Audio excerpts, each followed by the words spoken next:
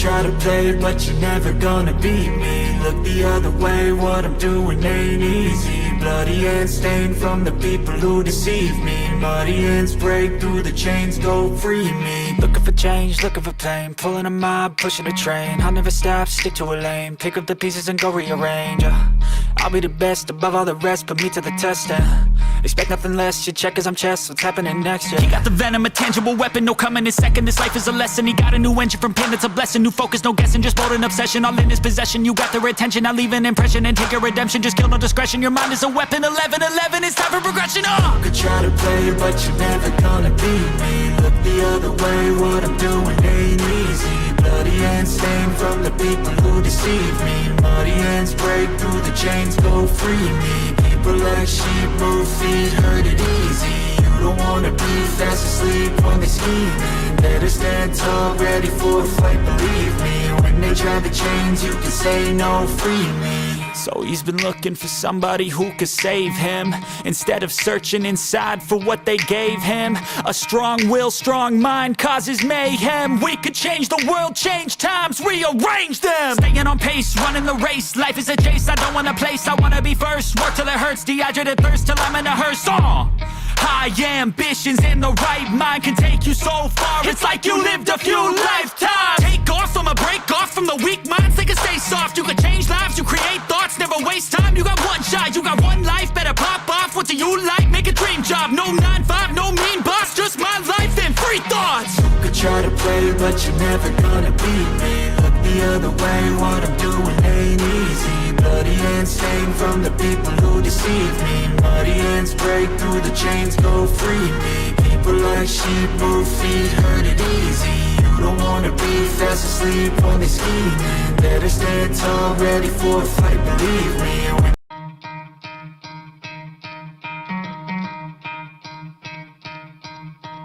You could try to play, but you're never gonna beat me. Look the other way, what I'm doing ain't easy. Bloody hands stained from the people who deceive me. Muddy hands break through the chains, go free me. Looking for change, looking for pain, pulling a mob, pushing a train. I'll never stop, stick to a lane, pick up the pieces and go rearrange. I'll be the best above all the rest, put me to the test and expect nothing less, your check as I'm chess, what's happening next, yeah. He got the venom, a tangible weapon, no coming in second. This life is a lesson, he got a new engine from pain, that's a blessing. New focus, no guessing, just bold and obsession, all in his possession. You got their attention, I'll leave an impression and take your redemption. Just kill, no discretion, your mind is a weapon. 11-11, it's time for progression, You could try to play, but you're never gonna beat me. Look the other way, what I'm doing ain't easy. Bloody hands stained from the people who deceive me. Muddy hands break through the chains, go free me. People like sheep move feet, hurt it easy. You don't wanna be fast asleep when they scheming. Better stand tall, ready for a fight, believe me. Yo, we're about to start. The start. chains, you can say no, free me. So he's. How's everyone doing today? I know there were some people here and then they hopped out. Hopefully you come back. Let's do live scene. All right, so Gavin responded. So we're going to start off with that. And then we're going to go back into the Diablo critics. Again, PSA.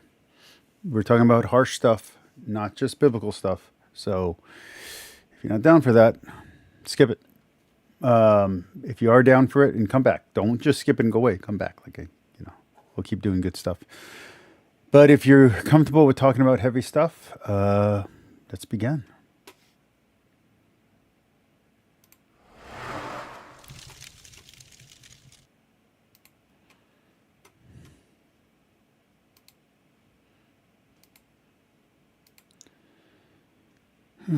Boy. Let's do a quick recap. On May 9th, Gavin Ortlund posted a video giving an apologetic defense of Deuteronomy 21, 10-14, arguing that the text does protect females within ancient Israelite society or those that are acquired by Israelite soldiers through war. It protects them from sexual assault rather than allowing for the conditions of sexual assault or rape to occur. So that was his apologetic video on May 9th. Lots and lots of water. The same morning after watching his, a 20-minute response in which I argued the text does not do that. In fact, the text sets up females to be very much vulnerable to sexual assault. And by females, I mean women and also minors, what we would today consider minors, let's say 18 and younger or 17 and younger females. It sets them up to be in danger of sexual assault. And then I went through trying to get Gavin to respond because he'd already responded to my previous video, although I was very dissatisfied with his previous response because I think he avoided the central issue by arguing without evidence and, in fact, flatly contrary to evidence that Israelite civilians or civilians were always spared by the Israelite soldiers. Now, in fact, that is flatly contradicted by the text in multiple places, and ironically, even in Deuteronomy 21, which I'll come back to in a moment. So I had a previous track record with Gavin that was disappointing. But nonetheless, I thought it was really important for him to respond to my critique of his apologetic defense of Deuteronomy 21, not least because I think his apologetic defense of it. I don't think that's fair to say disappointing. He said no to you. He's allowed to say no. You know, think about what we're talking about. If he doesn't want to talk to you, he doesn't have to talk to you. I've been thinking about that all day today. Is based on some very harmful assumptions about how one identifies sexual consent, which could make females in the church today vulnerable as well. So that was part of the background. Eventually, Gavin said he did watch the video, but he declined to have any further interaction with me or to raise any critique of my critique of him. So he refused to say where he thought my analysis was incorrect or wrong, even a single sentence, and just ended at that. And that was a few weeks ago. So a couple days ago, I posted a video explaining why I thought that was just a really inadequate response on his part and how, I mean, I frankly thought he was deflecting from addressing some hard and serious problems with the position that he had staked out in his May 9th video. So last night, Gavin responded to my video on YouTube with a comment, and that initiated a back and forth sequence. And I'm going to recount that now because I think it ends after he initially, again, I think deflects. It nonetheless ends with us getting what is to me the exact heart of the matter. And in getting to the heart of the matter, I believe Gavin's defense of Deuteronomy 21 by arguing that it does protect females from sexual assault or rape, it implodes. It just implodes. I don't think it implodes. I do think it collapses once he admits what he admits. So we're going to begin by going over Deuteronomy 10 or 21, 10 to 14 to get it in people's minds as to what we're talking about exactly here. And then I'm going to recount the comments back and forth between Gavin and myself and draw some conclusions coming out of that. Okay, let's get centered, first of all, on the passage itself. Here it is, Deuteronomy 21, 10 to 14, marrying female captives. When you go out to war against your enemies, and the Lord your God gives them into your hand, and you take them captive, and you see among the captives a beautiful woman. Now, as I've noted here, that which is translated woman is Isha, just female. So it could be a person that we would consider to be a legal adult today. It could be a 15 or 16-year-old virgin girl. Indeed, it's much more likely that it's going to be a 15 or 16-year-old virgin girl than a 30 or 40-year-old woman who's been married for years and raised children. Is more likely to be a 15, 16-year-old. So keep that in mind. Okay, you see among the captives a beautiful Isha, female, and you desire to take her to be your wife, and you bring her home to your house. She shall shave her head and pare her nails. And she shall take off the clothes in which she was captured, and shall remain in your house and lament. The take off the clothes that she was captured, I think, has multiple meanings there, and there's also some exploitation going on there. Because you could interpret it as being nude. You could also interpret it as taking off the identity of a prisoner or a captive. Lament her father and mother a full month. Now, the next thing to note here, I said a moment ago that right in Deuteronomy 21, you have the full month thing would sound good, except that there is a caveat in one of these commands about if you should happen to take advantage of the situation once. You can do it once. I think that's very problematic. I know that's not this line, but it's somewhere in there. It's one of these. Implication that civilians are being killed by the Israelite soldiers. And here it is. Why? Now set aside the father, but just look at the mother. Why is she mourning her mother? Well, first of all, she's being captured. She's being kidnapped. We call that today kidnapped. And if she's mourning her mother, there's a good implication here that her mother's been killed. Right? So she's mourning the loss. Or her mother could also be captured as well, or a slave as well. Of her mother. She's been captured. She's been taken away. Whether she's been kidnapped and her mother's still alive, or potentially her mother is dead, certainly civilians are being directly impacted by the armies. So it is possible, as I noted, that you have a 15, 16-year-old virgin girl who's been seized from her parents, her family's been killed, and she's now been taken by the Israelite soldiers, and one of them finds her attractive. Continuing on. After that, you may go into her and be her husband, and she shall be her wife after a month. But if you no longer delight in her, you shall let her go where she wants. But you shall not sell her for money, nor shall you treat her as a slave, since you have humiliated her. Okay, so yes, many critics rightly point out that this legislation would be equivalent to or set up very much the danger of females being sexually assaulted because they are not consenting to this. Okay, so so here's how Gavin responds initially. He says, Randall, I'm just seeing this. Now, this, again, is reference to the video I posted a couple days ago, pointing out how he declined to have any further interaction. He says, I'm just seeing this. I'm sorry I gave offense by declining your offer of a dialogue. I didn't expect it would be as big a deal to you as it evidently is. And I'm going to pause here. To me, that's... I mean, I know Randall's going to take it however he's going to take it, but to be fair, that's very fair. That's very fair. People ignore me all the time. I ignore people all the time. Just the nature of the beast. Casting shade. That's what we call casting shade. Okay. It's not a big deal. I think it is worth people noting that Gavin just deflects when he has hard questions. That's all this is about. It's not about And that is a fair observation. But still, he has the right to ignore you. me. Continuing on. He says, I get flooded with interview and dialogue requests enough to decline most of them. I find to do dialogues well, it takes a real commitment of time and energy. I just returned from out of the country and am already inundated. I'm trying to hit deadlines of research for videos on the cosmological and teleological arguments that I hope to publish by mid-July. And in our previous interaction via comments, okay, now he's going to shift now. So I just want to say here he's saying he's busy. Fair enough, I'm busy too. No problem.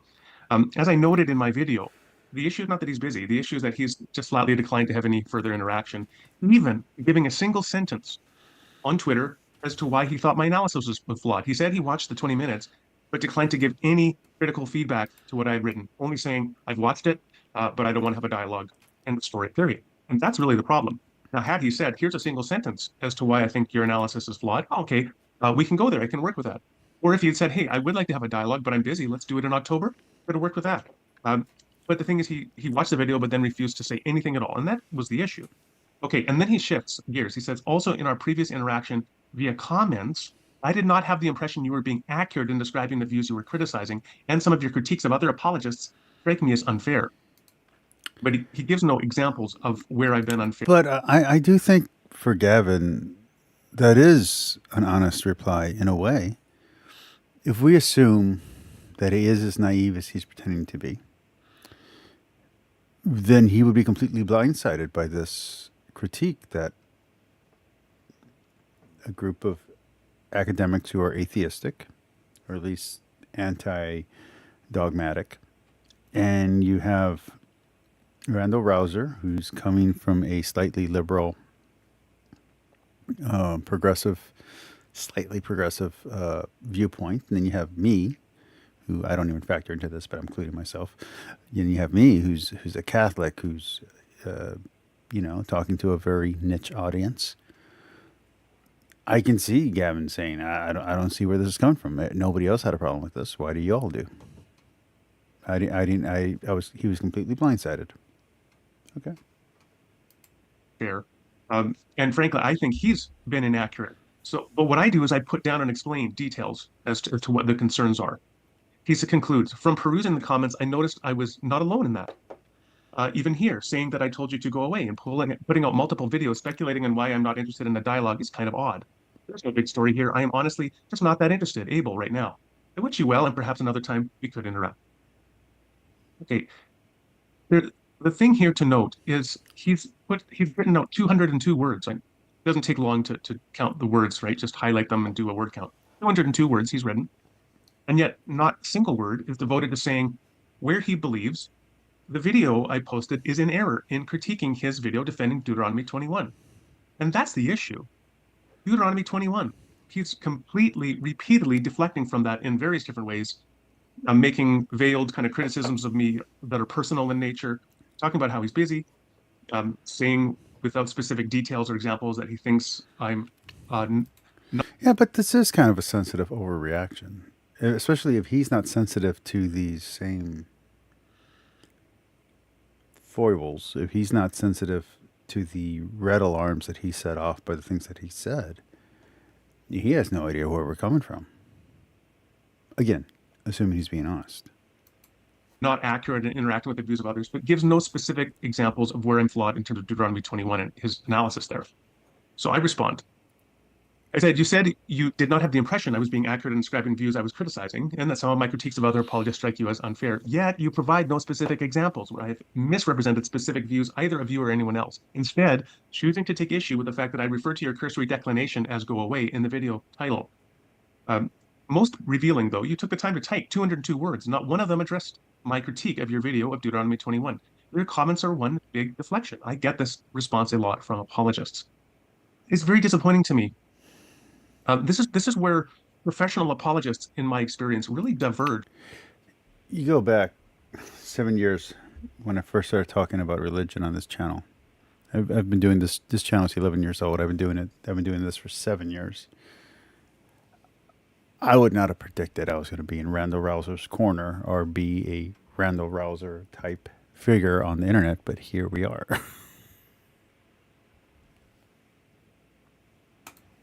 From Christian academics, philosophers, theologians, and so on, because the latter are seem to me much more open generally to taking in critical dialogue and analysis and revising Only with way less street cred.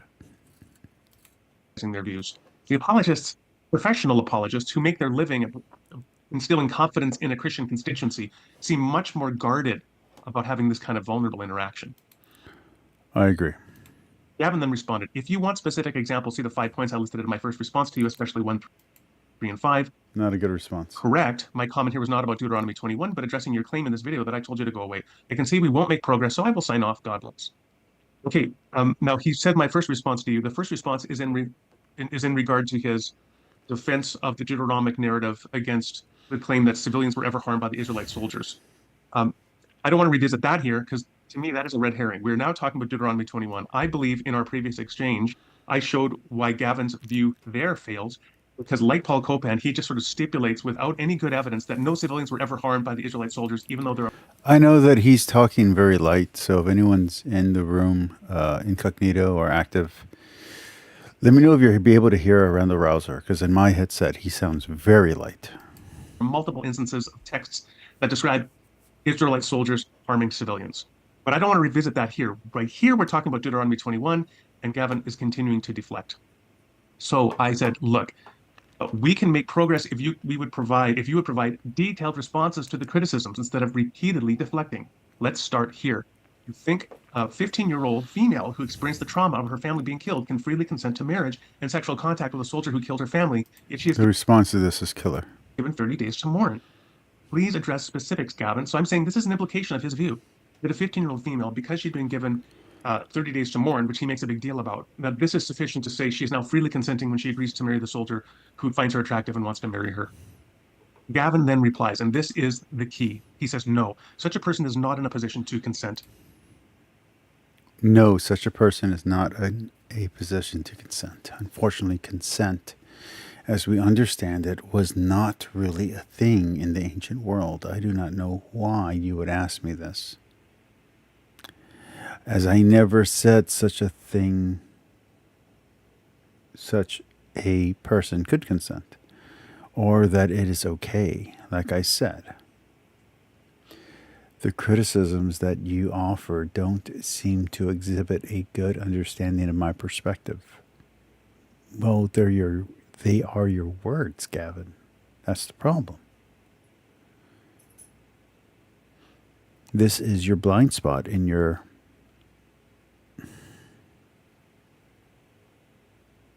apology. This is your blind spot. My argument was that this law reflects an improvement. Now we're making Islamist arguments and protest against the conventional ancient practice. Not an ideal. This document is not a protest against any of that.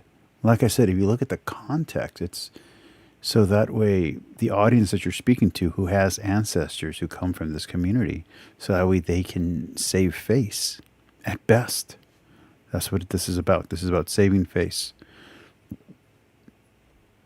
And at worst, this can get so ugly. Unfortunately, consent as we understand it was How am I not really a talking? thing Can you hear me? in the ancient world. I don't know why you would ask me this, as I never said such a person could consent or that it is okay. Like I said, the criticisms that you offer don't seem to exhibit a good understanding of my perspective. My argument was that this law reflects an improvement on and protest against The reason why it doesn't reflect doesn't reflect well on your understanding, Gavin, is because your understanding is flawed and wrong and incorrect and embarrassingly naive. conventional ancient practice, not an ideal. Now, the thing is, in this response, Gavin has lost the argument, as I see it. The first thing he says is, look, he says here now, well, my argument wasn't that this is law is great, but that it's an improvement on ancient practice. Because all things being equal, being given 30 days to mourn is better than being given no time at all to mourn. Bad response. That's his argument here. Okay. That argument completely fails. It gives up the central issue. Remember what the central issue of his video was. His video of May 9th was arguing that Deuteronomy 21 really protects females from sexual assault or rape because it allows for them to have consent and time to mourn and then make a decision to marry the soldier who finds them attractive and is now attempting to initiate marriage. Given the subject matter, this video is going to be repressed. In fact, this whole week is going to be suppressed. So if you like my content and you somehow catch this, and it somehow shows up either in your recommendeds or on your subscription feed, there's almost 2,000 of you subscribed to me now. So if it shows up, which it might not, if it does, please go to my Streamlabs and support me there, or click on my Patreon and support me there. This video is not going to be monetized, even if I reach monetization. The subject matter here, I'm definitely being suppressed this entire week, so it's not going to show up in people's recommendeds. If you like this content, please like and please share and comment. Engagement means so much. Thank you. It should be betrothal and marriage with the individual. And so that was Gavin's argument. And in my initial critique of Gavin, it was either in that critique or in the one I'd already made in his earlier video, I made the following point. I said, look, all things being equal, you could argue that a person who is sexually assaulted, when they are completely passed out, that is less traumatizing than a person who is sexually assaulted at gunpoint or knife point. That's fair. So it's quote unquote an improvement if they are assaulted because they were given a date rape drug rather than because they were held down at knife point. That's less traumatizing, all things being equal. But it's still sexual assault. It's not good because it's less harmful and intrusive, all things being equal. And what Gavin is now, his view is saying, well, look, I'm just saying it's a little better to have 30 days to mourn. That's better than what other ancient Near Eastern peoples were doing. That doesn't mean it's not sexual assault, though. This is the issue. The point is, as he now concedes clearly, that a 15, 16, 17-year-old who was kidnapped, potentially had her family killed, and will never see them again, and now has been taken off to a foreign land by the Israelites, and is now asked by this 28 or 30-year-old Israelite soldier who wants to marry this 15 or 16-year-old. She said, will you consent to marry him? Gavin now concedes he doesn't have the ability to freely consent. What this means is that this would need a legal definition today of sexual assault. As I noted in my video earlier, for example, in the Criminal Code of Canada, which... I'm not worried about the Criminal Code of Canada. The problem is that this is anachronistic to the Bible. Whether you want to take it literal or figuratively, if you want to say it's written later, even in a later date, this is still anachronistic to the understanding.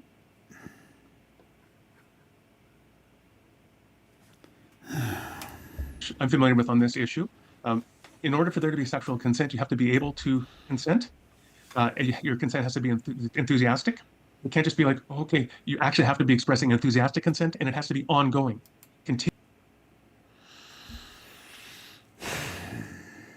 Enthusiastic consent. I'm pretty sure there's a debate there. Continual consent enthusiastic throughout a sexual encounter. And if you don't have those three things, the ability to consent, enthusiastic, and ongoing, then the sexual contact could meet the legal definition of a sexual assault. And so now if you have a 15, 16, 17-year-old... Again, but that's an anachronistic understanding. But the atheist could say that our understanding is anachronistic because we're viewing it through the lens of Jesus. So if we're viewing it through a Christian lens, our view is also anachronistic. So what makes our view from the secular judgment more correct than their anachronistic view using modern day standards? Being caught by the Israelite army, and her family was killed. She's been kidnapped, and she's now told you have 30 days to mourn. Will she have the ability to sexually consent after the 30 days? No, she will not. Gavin concedes this, in which case the sexual contact that will result between her and the soldier, even if it occurs in a conjugal relationship recognized in Israelite society, would still meet the legal definition of sexual assault, which means that his whole apologetic collapses on Deuteronomy 21. Now, the last thing to note here is that, so Gavin says, quoting him again from that passage, unfortunately, consent as we understand it was not really a thing in the ancient world. I don't know why you would ask me this, he goes on, as I never said such a person could consent, or that it is okay. So now he's... Gavin, that was a stupid response. Hey, Pixie, good night. I didn't realize you were in here. The stream, now that I'm getting closer and closer to monetization, I'm less than 50 hours away.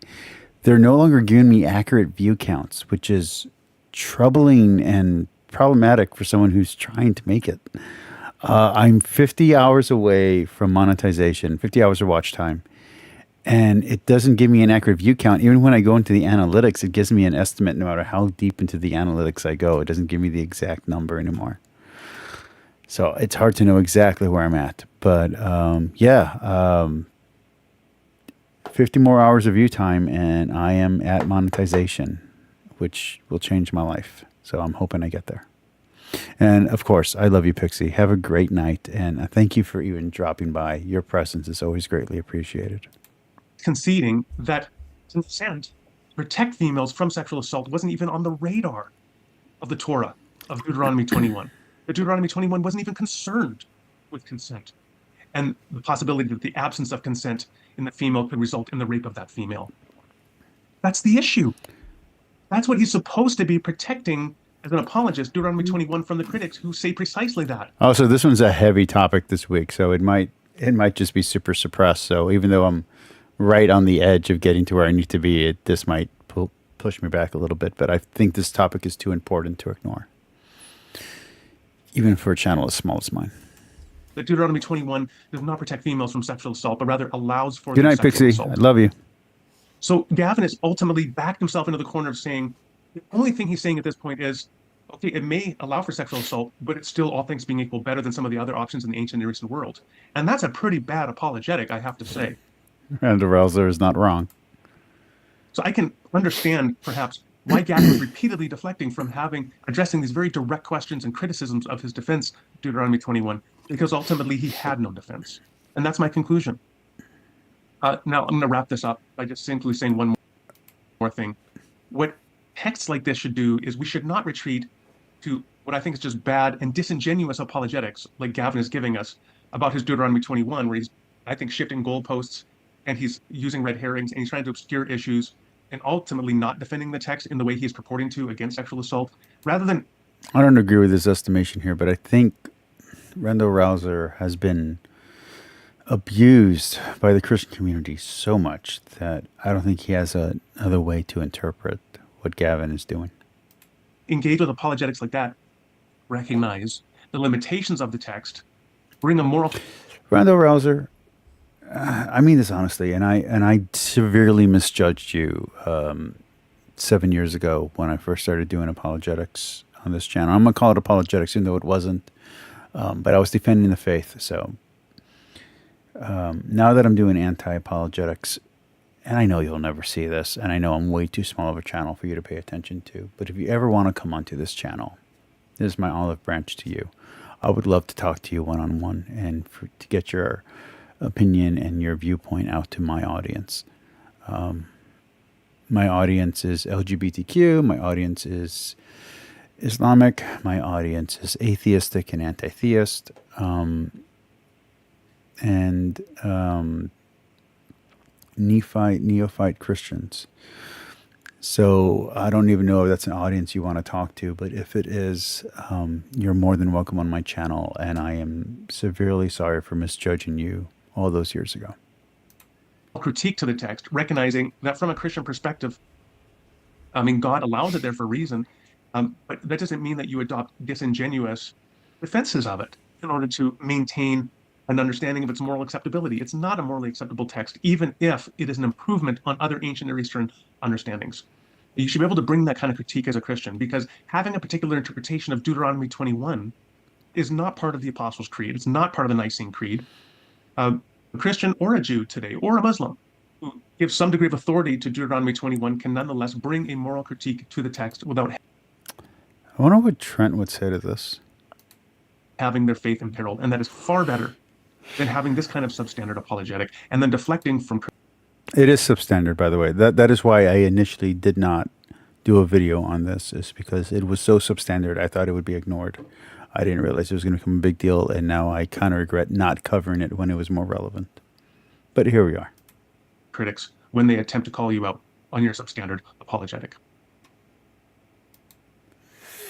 Okay, so here we are.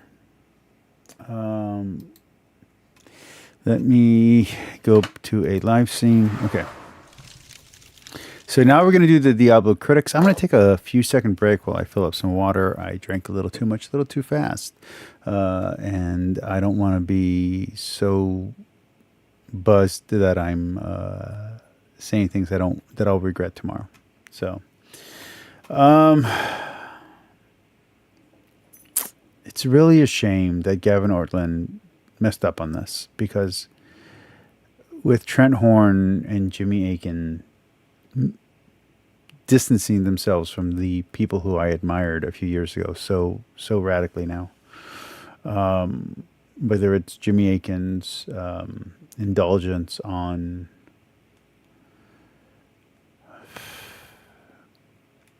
Protestantism, or it's Trent Horn's absolutely horrible take on LGBTQ plus Christians and Catholics. And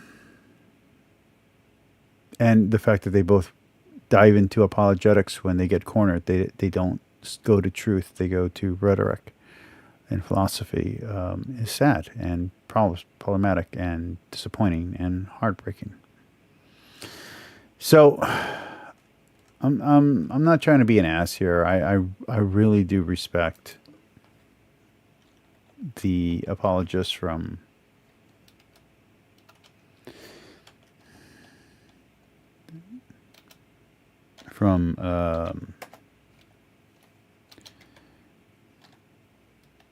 crap, I'm having trouble writing already. From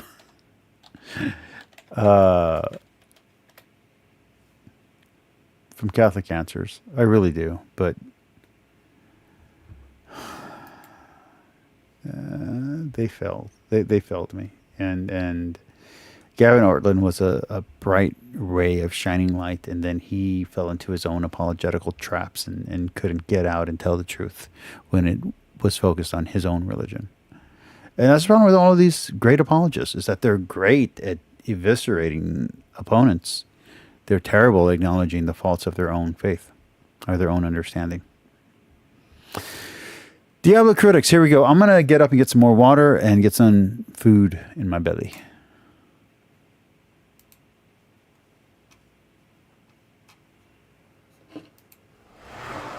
Real with y'all for a second. I haven't watched this yet.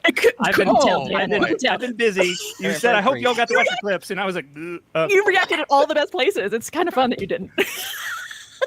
We just need a special Dan reaction. This is not a timeless ideal, but in its historical context, it was a protest against abuse. Right. Let's read the Bible the way Jesus did. In Matthew 19:8, note the emboldened words here. This is something I've emphasized in other recent videos on slavery and the conquest of Canaan, that Jesus basically says, because of your hardness of heart, Moses allowed. So that word allowed is really important. This is a regulatory law. This is something that Moses is, according to the interpretation of Christ, allowing or permitting, and it has a specific occasion, namely because of your hardness of heart. And then Jesus says, but from the beginning it was not so. So Jesus is recognizing some laws in the Old Testament, they didn't reflect God's timeless ideal. They were not for all people at all times. On the contrary, they were a concession to human sin, trying to regulate human sin and hardness of heart at that time. But it's not God's creation ideal. Okay, this every time this passage comes up, I get so annoyed because what they're doing is, yes, well, not even Jesus, the author of Matthew, is rationalizing a specific take on the grounds that, oh, Moses just let you get away with this because, God was unable to compel you or something like that. But even if we accept that reading of the laws about divorce, that the fact that Jesus does it for that one law does not give you license to just arbitrarily do it for any law that you decide must be the same exact circumstances. And you can't demonstrate that any of these other laws, whether it comes to slavery, whether it comes to sexual assault, whether it comes to war crimes, all this kind of stuff, there's no demonstration that Jesus thought that was the case for these also. It's just arbitrarily saying, Jesus did it, therefore I can do it whenever I want to do it. And that's just a fallacy from the ground up. Right. There's also, what is striking to me is one of the things I try really hard to impress upon people in chapter 3 of my most recent book on discussing Matthew 19, thank you, 4-6, is that the very next verse that he didn't read makes it very clear how Jesus reads his scripture, which is he reads it through the lens of the male who possesses women, and women are possessions, women are sex objects, and you claim them by having sex. And that is why divorce is a problem, because you're both potentially going to go have sex with someone else. And so the focus of the whole concept of marriage, the thing we call marriage within both testaments, is focused on the sex act. And so Jesus is reading his own scriptures through the same possessiveness and dehumanization of women that the Hebrew Bible does. Like, he's still promoting this way of thinking about women. And that is a problem for me. People don't pay attention to the pieces of that and how that plays out and why that plays out today for people to focus on the sex act when we're talking about marriage, and why people care at all about the sex act and potentially whether it will be procreative, like all of those things. So anyway, it's this irony that he's saying we should read it the way Jesus does. I'm like, yeah, that's the problem, is we are reading it the way Jesus does. Okay. If you look at the very last word of our segment in Deuteronomy 21, this is the verbal root anah, which I forget how it was translated in the translation he chose. But probably humiliated. Humiliated. Yes. Okay. So this verb is frequently used to refer to sexual assault. And the idea seems to be you have deflowered her. Exactly. You have rendered her damaged goods. Right. And this is why... Right. And which is why in Deuteronomy, if you marry a woman and divorce her and she marries another man and then divorces him, you're not allowed to marry her again because she's been with another man. Therefore, she's not like eligible for you again. And so the idea here is very clearly that this is a piece of property and it's supposed to be in a certain state. And once somebody has had sex with that sexual object, that it has been used. It is no longer in new condition. And that, I think, is what Anna is mostly getting at. You have... Okay. I'm sorry, Dan, and I love you, but I mean this. Fuck you. That's not what's going on there. And I'm offended at your words.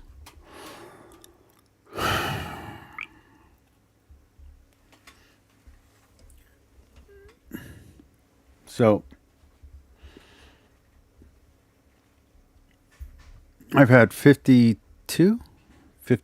sexual partners in my entire life. I'm 43 years old.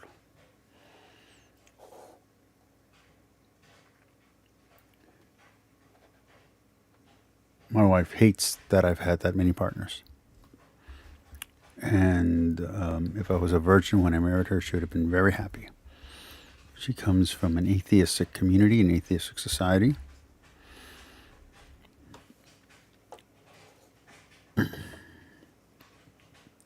I myself, when I was much younger, thought of a virgin as something terrible, and as someone who was slutty or experienced as being great. Now that I am much older, I appreciate the idea of saving oneself for the partner that they love. and the specialty and the uniqueness of first experiences with each other. I understand that this particular verse is not talking about love. But as someone whose sexual expression was partially based on responses to trauma, fuck you. I haven't come up with a good translation for this. Yeah, spoiled the goods. Yeah. And it's not about rape necessarily, as we understand it. It's just saying this is property. You've damaged the property. That's right. And he misunderstands that because later, and again, I don't know if it's part of the clip, but he later talks about like you've humiliated her as if you've shamed her or embarrassed her. Like, no, you've done this thing that's off limits now. She's now tainted goods. Yeah. And this is why in Deuteronomy 22, the very next chapter, you get all these laws about sexual assault. And it's basically about, hey, a man has a claim to her as property.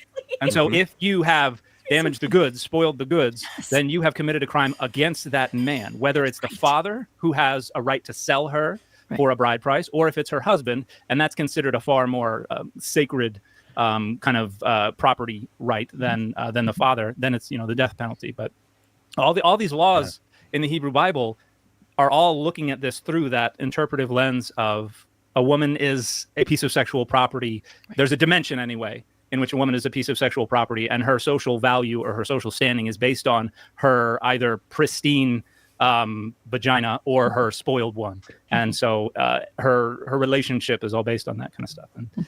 Yeah, this actually came up before you continue, Vish. This actually came up in Josh's and my bi-weekly Hebrew reading stream this last week.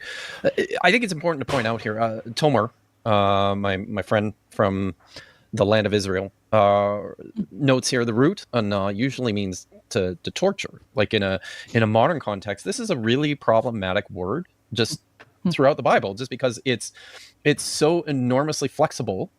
And it's I think in the standard lexicon, it actually is classified. The root is classified 4 different times. Yes, I was actually looking at that. Right? Like, oh, isn't that it can mean to sing. It can mean to answer. It can mean to live exert with. yourself. It's like, I love that one. The torture and live with. There's a little bit of right. It's just it's one of these things where we've got to be really careful in terms of how we're thinking about this. I wanted to say that much before we. So I drank a little bit more than I should, partially because I need to be able to talk openly.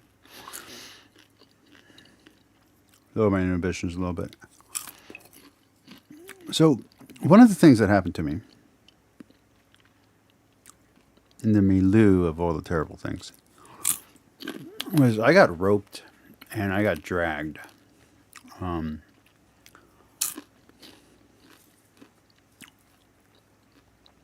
To this day, I do not like people touching my neck. I freak out when anyone touches my neck. Even a barber can't touch my neck. It bothers me.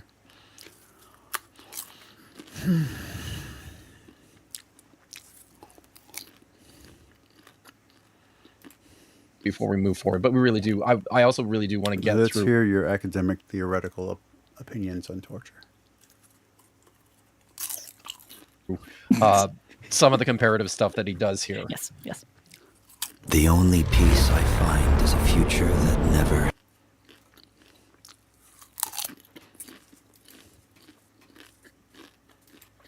In the ancient world, the rape of women and girls on the losing side of a military conflict was not only the standard practice, it was the celebrated standard practice. So you have artistic celebrations of sexual violence and exploitation of foreign nations placed upon coins, put on monuments, in other forms of art and commemoration. This was not only practiced pretty much ubiquitously, it was celebrated. People were proud. It was a way of saying, look what we were able to do to your women. In Deborah's song in Judges 5, you find this reference to the rape of Israelite women and girls. Because I think this is super important.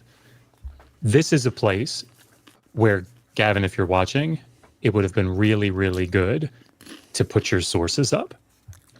Citing the Song of Deborah here is not going to work, right? So when you talk about how the surrounding cultures, even being more precise than that, say the Neo-Assyrians or the Neo-Babylonians or the Hittites, but I suspect there are probably a number of reasons why this didn't happen. But this is a place where it's very, very important to do that, because building your case, I think, requires that you make it. And you can't rely on Webb and West or Paul Copan or anybody else, assuming that the audience is just going to go read their documentation. And to push back on this, because you weren't being specific, let me be specific. We have texts in Hittite that are specific, that say, on the return from a campaign, do not steal a woman or cattle or anything else, do not abuse, do not rape. Like the text is specific, right? In Anatolia, Liverani, Fuchs, any number of scholars, Holloway, Washington, for years, people have been pointing this out. The Assyrians, it's actually striking that they seem to go out of their way amidst all the what we would consider to be barbarism that we see on campaigns, decapitations, flayings, putting up on, and they're not shy about torturous things to do to women. Of course, neither is the Hebrew Bible, right? But one of the things that stands out is that there is no abuse of women in campaigns. There is no sexual violence to women in campaigns. And this is, I'll just read one quote here. This is Mario Liverani in his 2017. Finally, I would like to stress the fact that among the frequent and brutal Assyrian punishments, decapitation, impalement, the flaying of enemies, there is no appearance at all of the rape of enemy women, a tragically common occurrence from antiquity through the present. This is the result of an evident censorship that precludes any mention of sexual acts. Women were likely raped, as we've said here. This is me now talking, as we said, it was probably everywhere, right? When that, as Dan pointed out, didn't actually probably happen with ancient Israel because they weren't in a position to do something like that from a power structure, from a power standpoint. But it was not something to brag about, Liverani says. So pressing back specifically on that point. So anyway, that's it again in his volume, the Mesopotamian Civilization series. And I've got 10 more there that I could cite. But this is important because it's not. But through Western Roman eyes, which is what we have in our culture, we are descendants of Roman and Greek culture, ancient Hellenistic and Romanistic culture.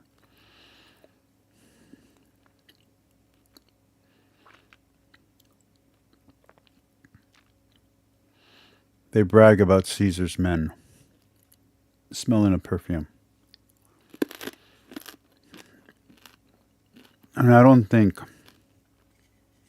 again, I'm speculating and defending, I don't think Gavin knows anything about what the Hittite cultures said. I think he's looking through a Western Roman viewpoint. And if Rome once said that all these terrible atrocities were bragging points, therefore all the ancient world said they were bragging points. Does that mean that Gavin might not be as well informed as you think he is? Sure.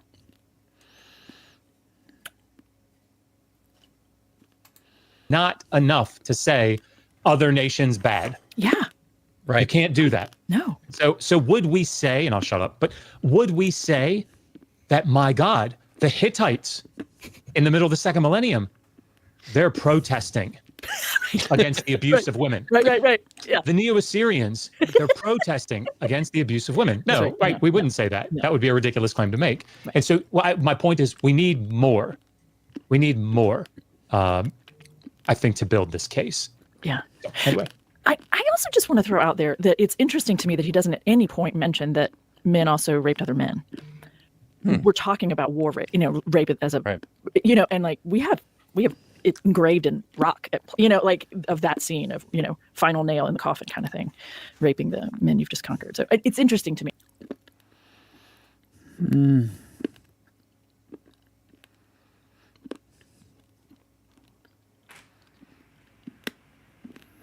So I'm thinking about the rape of Nanking.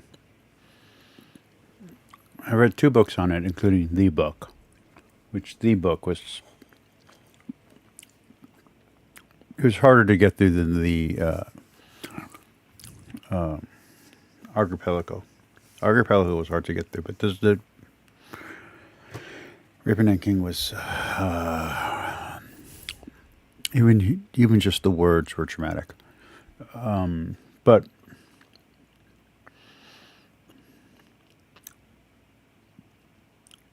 I can't think of any instances of them describing the male victims in a sexual way. I'm sure there are at least one or two, but they're mostly the women, the girls, maybe some boys, but no man being mentioned.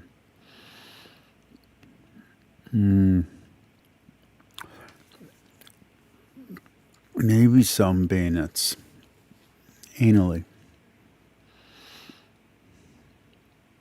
Maybe. But it was mostly about what they did to the women and how they made the men watch.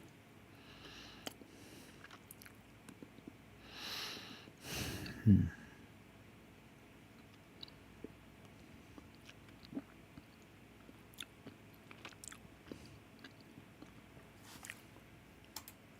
I think a part of the bigger picture for him in terms of his own ideology and the things that are at stake here. But anyway. And I think also in Numbers 31, we've got an example of harem where the only thing that... So, I want to speak about something directly related, but not about Israel. I love Japan. I've always loved Japan. I studied martial arts for years. I love Sparta. I love Japan. The two nations that I love. I love Russia a little bit too. I got a thing for Russia. I learned Russian for like 2 years. I studied Russian language, and I still remember some Russian. I don't remember Spanish, and I'm Hispanic, but I remember Russian. I could read it at one point. But anyway, I love Japan. And when my wife found that out, there was a problem in our marriage.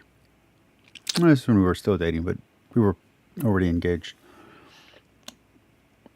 And the things that were done by Japan to the Chinese people, not just in Nanking, but overall, they view that time period and the relationship to Japan as monstrous, as horrendous. And the things that the Chinese emperors and empresses, especially the empress, did to Chinese individuals is monstrous. I believe it's Empress Wu, what she did to her, let's call them rivals, to her female rivals, is insanely torturous. But what Japan has done to China, they can't forgive. I feel like if what is alluded to in the Bible actually happened, there would be never-ending warfare. There wouldn't be intermarriage and intermingling the way that there is now in Israel, or I say now, the way there was 2,000 years ago, 3,000 years, 2,500 years ago in Israel. Yeah. But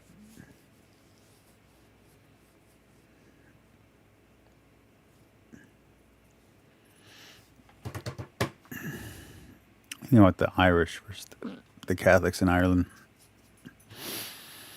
that we preserve from this is the unspoiled women. Yeah. So it's instructed that you are to do this, and Deuteronomy is coming in at another time period and saying, by the way, here are the steps for how you do this. You were able to do to your women. In Deborah's song in Judges 5, you find this reference to the rape of Israelite women and girls by the Canaanites, and it's described as just, this is just part of enjoying the spoils of military victory. And in the phrase, a womb or two for every man, you could translate that even more crudely. Unfortunately, we have to kind of let the hammer fall of be a little bit shattered by the brutality of this and grieve it in order just to take it in and understand how dark human history is, unfortunately. And it's not just human history. That's the piece that kept bugging me in this, right? I know. You're talking about like ongoing human present, right? Like this is still and throughout, like it's not just after the Geneva Conventions. This is still happening, right? Right. Yeah. Maybe I don't think there's a qualitative difference between what Judges 5 is describing and what Numbers 31 is describing. No, I don't think so. I mean, it never says, this actually occurs on the battlefield before, the dust settles. It says they're just bringing back women, which is exactly what Numbers 35 has God saying, look, I told you to bring back all the women who have not lain with a man. Okay, so here's how one text puts this. Speaking of Deuteronomy 21, and I've drawn a lot from this book for this video, quote, if we are to understand these biblical texts, we need to be reading ancient war documents from Egypt, Assyria, Babylonia, and so on. Once people do this, they discover that the ancient treatment of women in war was utterly horrendous. In ancient siege warfare, the fate of female captives was considered so dreadful. If it looked like a city was about to fall,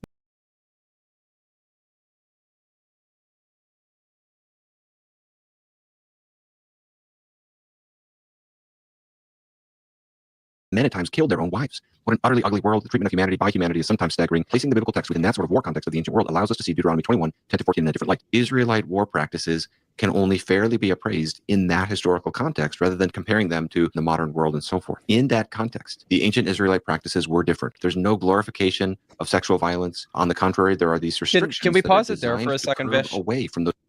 Because this is something that apologists, when they approach this text, miss invariably every time. So he says there's no glorification of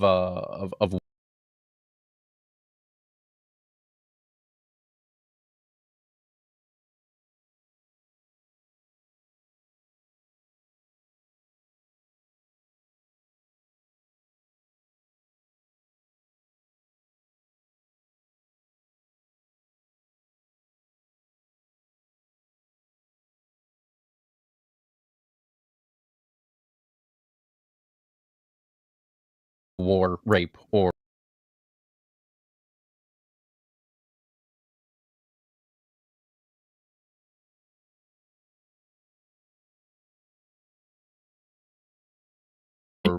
sexual violence or any kind in the Hebrew text, which is astonishing to me because I mean he's clearly not read something like Nahum chapter 3, right? Which I mean I could just read this for you now, and this is Yahweh, the God of Israel, speaking about his enemy, the city of Nineveh. Look here, I am against you, an oracle of Yahweh Tzebaoth. I will uncover. I'll lift your skirts over your head, or some translations. I think this is, I will uncover your genitals in front of your face. Is that shul? Is that the Hebrew shul? That's shul. Yeah. Yes. Yeah, that's probably. I will show the nations your nakedness and the kingdoms your shame. I will throw feces on you. I will disfigure you and make you a spectacle.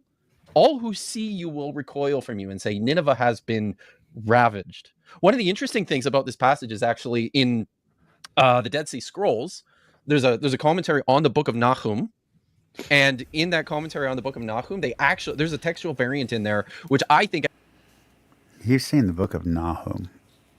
I don't know why I can't remember that book. I don't know if that's in the Bible or not. So I'm thinking maybe in the Catholic versions it has a different name. That is actually a thing that we have. We have different names for certain books, but they're the same book, but it's just a different name. So do the Orthodox. If you ever hear me talk about kingdoms, that's why. Actually illustrates some of the discomfort the readers of this text had in the 2nd, 1st century BCE. I read through the entire Bible front to back 7 times, and I read it in 4 different translations. I read it the King James, which was terrible. I read it in the Good News version, which was readable. I read it in the New King James. It was actually pretty good.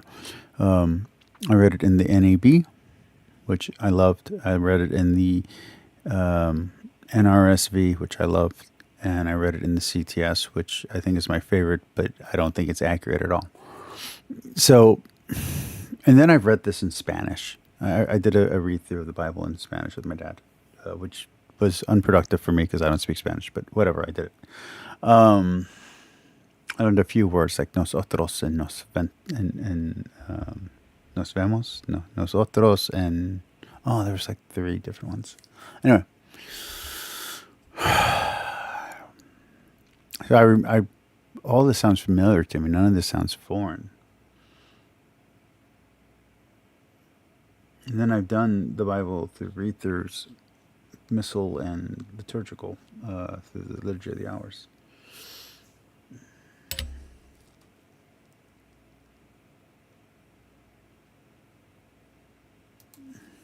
Instead of I will uncover your genitals, the text there actually says you will uncover your own genitals in your face, right?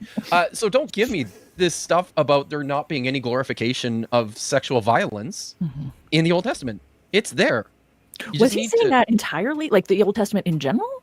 I think so. Within like, the context or with even within the context of war, I think you have to look at texts like this and say, come on, like God's doing it. Right. I'm not. Yeah. Oh, great. We have, I just doxed there's myself a again. 2022 book, Sex, Violence, and Early Christian Texts, by edited by Christy Cobb and Eric Van Den Eyck. And I think that Stephen Young has a paper in there on sexual violence in Revelation 2, where God talks about taking the harlot, throwing her on a bed. It's 17, and then, 19, but yeah.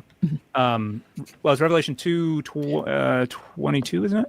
Okay. Yeah. The throwing 22. on the bed is in chapter 7. Anyway. Yeah. Well, it's also in the letter to one of the churches, Revelation 2:22. Behold, beware, I am throwing her on a bed, and those who commit adultery with her, I am throwing into great distress, unless they repent of her doings, and I will strike her children dead. Yeah, it's awful. God commits the exact same sexual violence that they're trying to insist is these texts are trying to move away from. But a point I want to raise that was kind of raised in the Liverani quote that you had, Josh, is that. And this is something that comes up when it comes to slavery. I responded to a video recently where someone says, "Oh, we think about American slavery, and they had no rules; you could do whatever you wanted."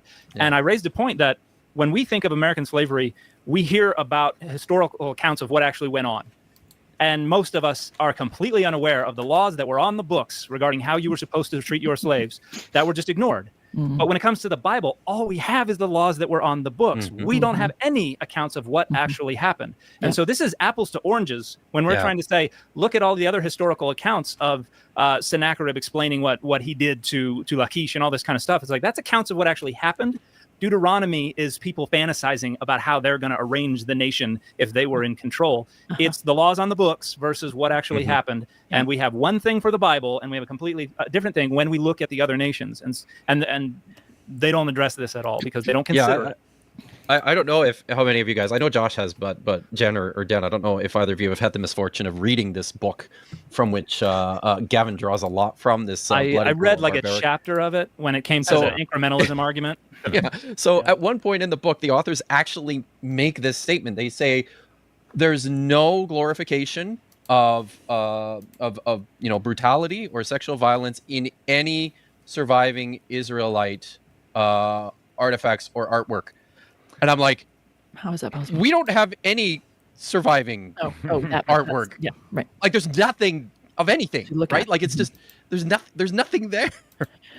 Well, but this and this to me, it's gonna, and I think it's in this clip that you've got this statement where he says, like, we don't want to read it cynically.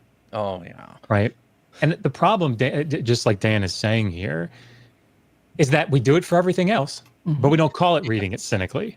So, like when we read the Umalagash border conflict, or we read about the law reforms of Urukagina in the Sumerian text, nobody has a problem saying, yeah, the king is saying things like, I'm releasing from debt all of the people that are being crushed, and I'm not delivering the weak to the strong. And boy, I'm such a great guy.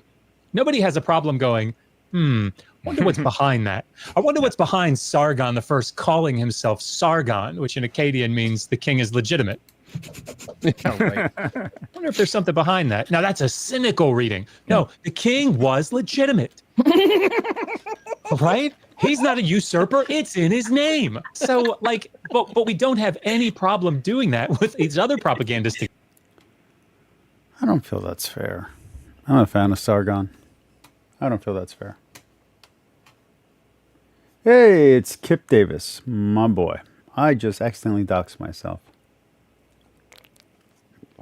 looking up a French translation of the Bible. Big pieces. Yeah. When it comes to the Bible, if you try to question something that's behind it, it's like, that's a cynical reading. And I don't think it is cynical. It's a realistic critical reading. It's a historical critical reading. So I think there's a difference.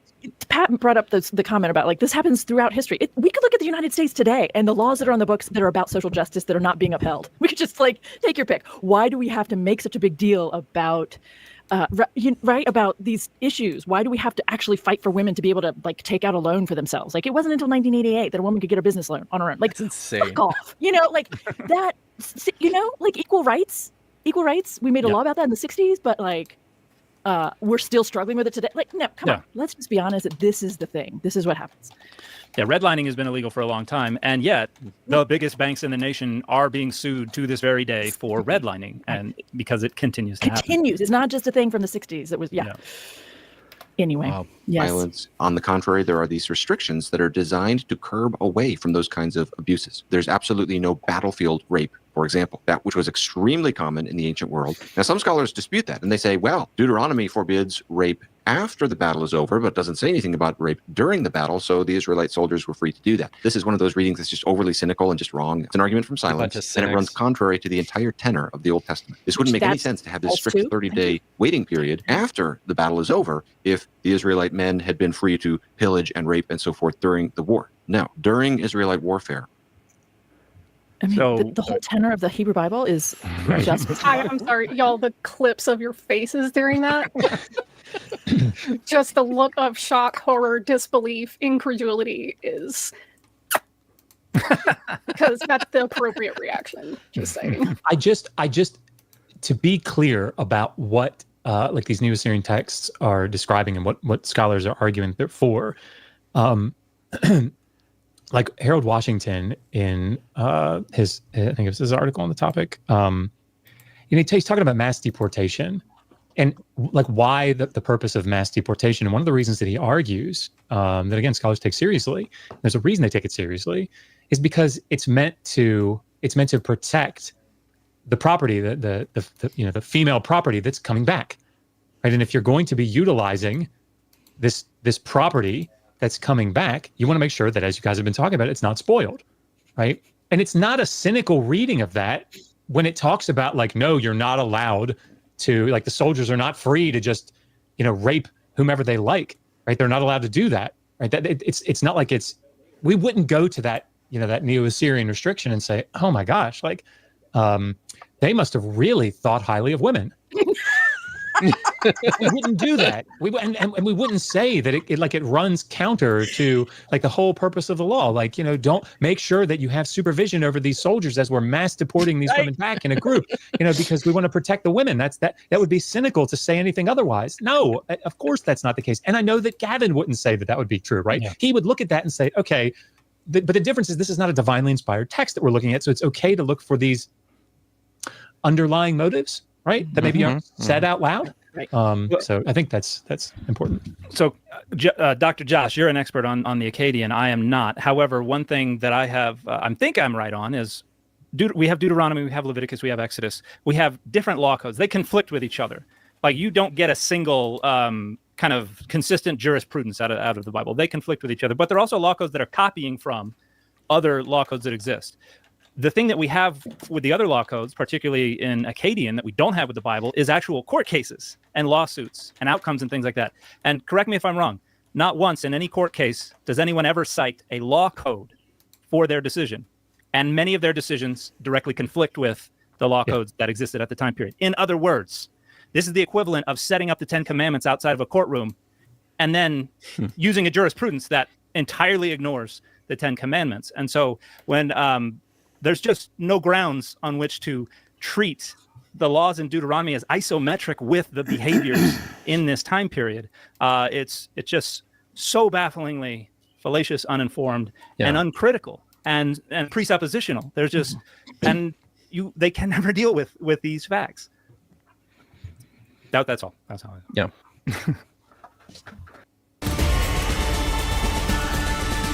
Oh, that's gonna scare me. The Ark of the Covenant. an object of extreme holiness that mediated God's presence, would be taken from the temple onto the battlefield. The understanding is the Lord is going with us into battle. Believe it or not, battle was considered an act of worship, a holy act unto the Lord. From that point, the Israelite men are in a sacral state. For example, they could eat the consecrated bread normally given only to the priests, and they were forbidden from any kind of sexual activity. Any kind of sexual activity would require a kind of ritual cleansing, as you can see in Deuteronomy 23, for example. And the Israelite... Can you stop it here for a second, Vishetti? Let's just knock this one out here for a minute. Deuteronomy 23. Importantly, that's a rule for what you do if you've, encountered any sorts of uncleanliness while you're... It's to keep the camp pure, right? Like, this is the kind of stuff that the writers and the collectors of the Dead Sea Scrolls went crazy over. They obsessed over this type of stuff about maintaining purity within the camp. The law in Deuteronomy specifically says if you happen to have a sexual, an emission of semen, an ejaculation, you have to go and purify yourself outside the camp. Now, the importance is about keeping the camp pure. And I think I made this point, and I did another stream responding to the same topic earlier this year, and I think I made the point that there's nothing that's maybe as damaging to your ritual cleanliness as touching dead bodies, which is something that happens in war, in the battlefield, which is why it's really important to purify yourselves when you come back, when you re-enter the camp. But I think that meant, Kip, that it was illegal to touch dead bodies during war. They just, God just struck them dead, eh? I suppose. Is that what happened? It's like a punting pole in Gilgamesh, right? You can put the punting pole in the water, but don't touch that water. Right? So you can put the sword in, just make sure you don't touch the body once it's dead. Or was it like professional wrestling with Pow. Nice smash. Oh. Cleansing, as you can see in Deuteronomy 23, for example, and the Israelite practice of complete abstinence from all sexual activity during battle can be seen in David's comment in 1 Samuel 21, 4-5, where he's speaking to the priest Ahimelech, and he says, basically, women have been kept from us as always. Listen, I love this passage because this is a story about David coming to Ahimelech, the priest at Shiloh, and lying to him. Right? Like, the first thing Ahimelech asks David when David approaches him in the tabernacle is, why are you here by yourself? Where are your men? What's going on? And he tells him, I'm on a secret mission from Saul. Right? which is a lie.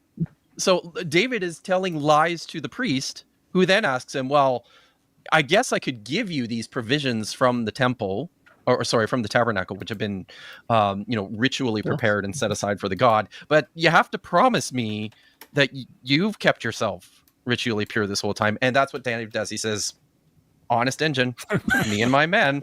Promise. I promise. We're as always, right? Or I don't know. Maybe I'm just reading this text too cynically. I think you are. You're cynical. When he starts, it's hard though, Jen. When he starts with, a lie. Oh, come on. I have all kinds of thoughts running through my head about responding to this. Of course, all men abstain from jacking off during battle. Of course, they all do, right?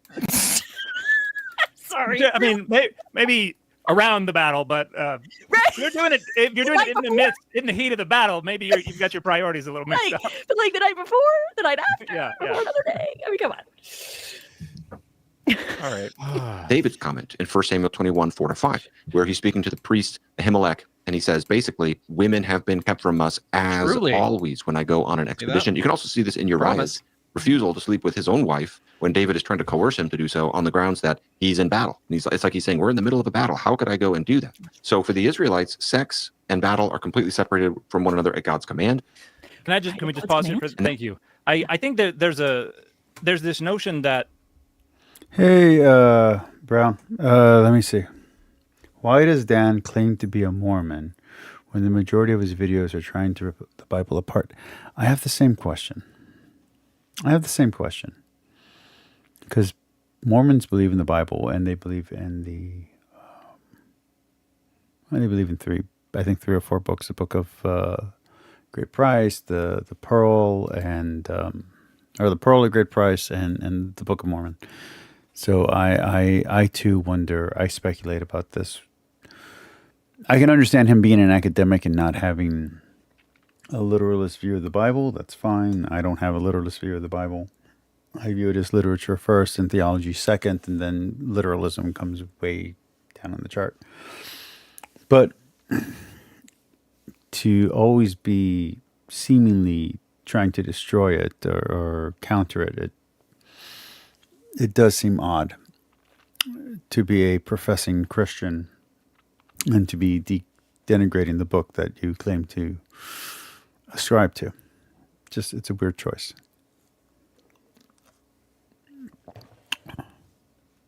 Anyway, let's continue. I'm going to go maybe 15 more minutes. War rape means it has to happen actually. Because I'm slightly checking out, and I don't mean to be checking out, and I want to take this seriously. So I'm going to watch maybe 15 more minutes of this. Tomorrow night we'll finish this video off and probably probably do an open room and have Gavin Ortlund's video going as well. On the battlefield. Yeah. Like with people groaning and in their death throes, and some guys like, well, it's shame to waste this semi-private ditch. And like war, that's not what it is. It also constitutes taking the goods back home. And now that, I'm on leave, or now that, because we all heard about the stuff that went on during the war in Iraq with the raping and the of men of captive Iraqi soldiers and civilians that went on. That's war rape. That happened in the barracks. That happened outside of away from the battlefield. That's the same thing. So suggesting, they were pure when they went into battle does not in any way, shape, or form whatsoever preclude them from approving of the taking of women from the battlefield to stash away for later. That's still war rape. That's still. And if you're really diligent about it, Dan, there's procedures for purifying yourself outside the camp afterwards too. So yeah, you're good. Yeah.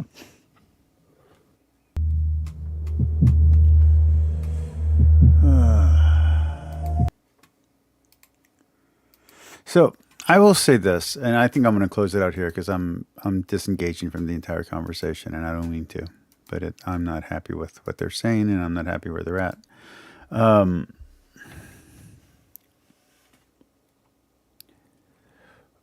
When I was trying to get my bearings on my reality after going through the trauma that I went through, the Bible helped me a lot. The first time I tried to read the Bible was specifically because of Madonna and a few other people, such as Bill Maher, said the Bible doesn't say certain things. So I was like, well, let me see if everyone's full of shit. And sure enough, the Bible did say those things, and there was no way around it. And as I got deeper into the Bible, I saw that the Bible had certain regulations and rules and made me reevaluate everything that I believed the Bible said. The Bible was much more serious and much darker and much more violent than what people had told me. And it made me wake up and try to take life more seriously. That and a few tragedies that happened around the age of 13. And it changed my life the first time I tried to read the Bible. I didn't finish it. Like I said, the first time I got all the way through Numbers. The second time I got a little bit further, but not by much. And I didn't get through the Bible for the first time all the way until I was in my, I think like 25 or something like that. And then after that, I wouldn't do it again until I was like 28 or 29, and then 30, and then 31, 32, 33. And then at 33, I read it over and over and over again. And I read it all the way to, I think, 36.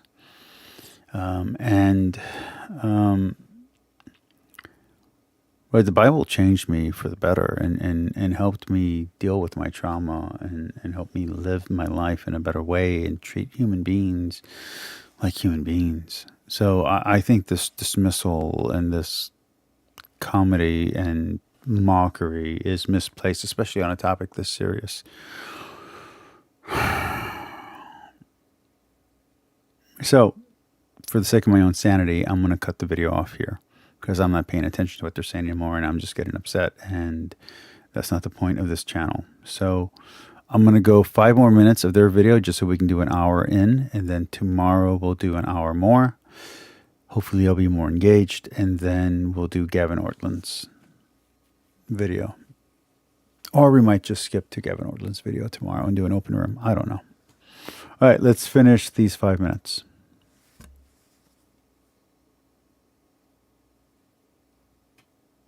Hey, what's going on? Sound. Oh, strictly prohibited in Israel. There's absolutely no temple prostitution. Let me go back to 5. During the Okay.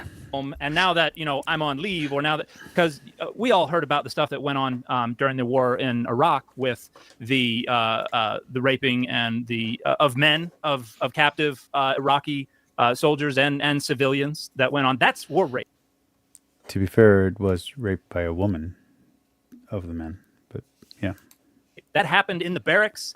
That happened outside of, away from the battlefield. That's the same thing. So suggesting, they were pure when they went into battle does not in any way, shape, or form whatsoever preclude them from approving. And that was more about humiliation and breaking down their the will, I think. I know the lady went to jail for what she did. I don't know about the other people involved. Of the taking of women from the battlefield to stash away for later. That's still war rape. That's still. And if you're really diligent about it, Dan, there's procedures for purifying yourself outside the camp afterwards too. So yeah. You're good. Yeah. So.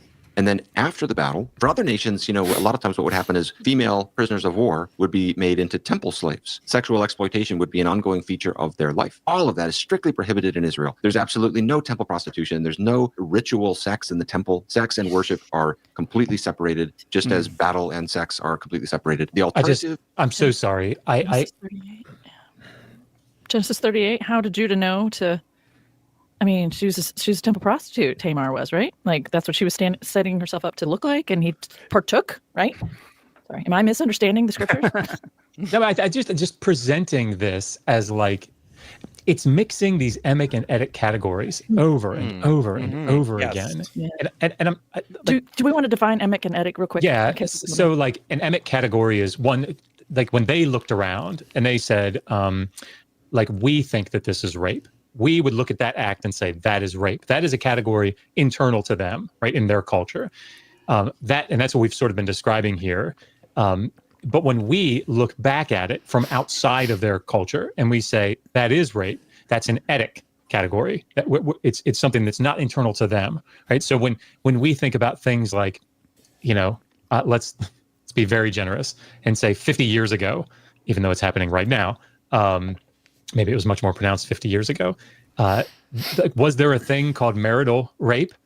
Right? No, it's your wife, right? And so, guys were like that from their perspective, from that emic category internal to them, they're just having sex with their wife. That's not considered rape, even if she didn't want it, right? She signed up for it 10 years ago. So but of course, from our perspective, looking back on that or across to that. Exactly. It's still happening. Yes, of course. It's clearly right because consent is required. Overwhelming, excited consent is required. Yeah, that's what I think is happening here. So when we bring in prostitution, temple prostitution, like this was some horrible thing that they were looking at. And, oh my gosh, what? No, right? There's a reason that prostitution is outlawed in the Hebrew Bible, and it's Shamhat is not seen. I think in the way that he maybe assumes inside of that culture that she was seen. Anyway. Sorry, that was just... And the whole temple prostitution category is also hotly debated these days. Yes. A lot of scholars are moving away from the notion sacred marriage, all that stuff. Yeah, right. Yeah. So that's contested. Yes. Yeah. And I think much more nuanced. In the year of our Lord 2024, I have seen people on Twitter say it's impossible to rape your wife. Craziness. It's a terrifying world on Twitter. But I think we need to tackle the text here. Finally, Deuteronomy 21, and then we'll move on to some. Thank you, questions. Vishanti, for moving us. Here. Yeah, the alternative for the Israelites is Deuteronomy 21. I need to find the best way to learn math and science. It's brilliant.org. What I want to do here is go through the 3 features of this text. And I want to show that there's actually a redemptive element in each of them. First, the 30-day waiting period. Second, the removal of hair, cutting of nails, and changing of clothing. And third, the stipulations for divorce. First, the 30-day mourning. Only. All right, so we'll finish this off tomorrow. I'm sure I can get through this. I know a lot of people are not watching this one. But like I said, I feel this is really important, even if I'm struggling to get through it. I think this is important. All right. Peace, like, and subscribe. I don't know if I feel like outro music, but I guess we'll do outro music. Oh, man.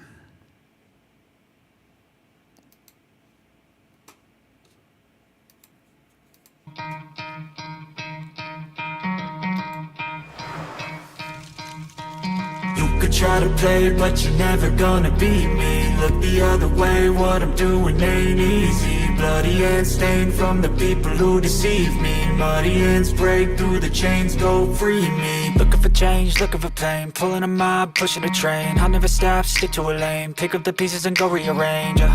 I'll be the best above all the rest, put me to the test and expect nothing less, your check is I'm chess, what's happening next, yeah. He got the venom, a tangible weapon, no coming in second. This life is a lesson, he got a new engine from pain, it's a blessing. New focus, no guessing, just bold and obsession. All in his possession, you got their attention. I'll leave an impression and take your redemption. Just kill, no discretion, your mind is a weapon. 11-11, it's time for progression, You could try to play, but you're never gonna beat me. Look the other way, what I'm doing ain't easy. Bloody hands stained from the people who deceive me. Muddy hands break through the chains, go free me. People like sheep move feet, hurt it easy.